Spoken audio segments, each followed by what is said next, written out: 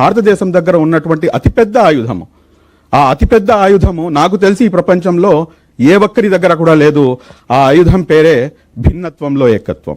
ఆ భిన్నత్వంలో ఏకత్వం ఇదే ఈ దేశ ప్రగతికి, రాష్ట్ర ప్రగతికి మూల మంత్రం అన్న సంగతి ప్రతి ఒక్కరికి కూడాను అర్థం చాటి చెప్పాల్సినటువంటి అవసరం ఉంది. ఈ రోజున భారతదేశం మొత్తం ప్రపంచానికి ఆ విషయాన్ని చాటి చెప్పింది.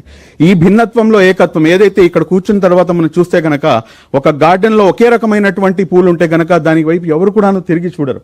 కానీ ఈ రోజున really we are very much proud of Indians, and especially I say one thing, that I am very much proud of Indian Muslim.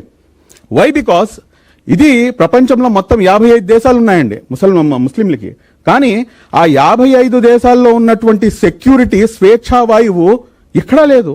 ఇక్కడ ఉన్నటువంటి స్వేచ్ఛావాయువు మరొక దేశంలో నాకు దొరకడం లేదు. ఇక్కడ ఉన్నటువంటి ప్రతి ముస్లిం కూడాను దాన్ని మనస్ఫూర్తిగా యాక్సెప్ట్ చేస్తున్నటువంటి పరిస్థితి.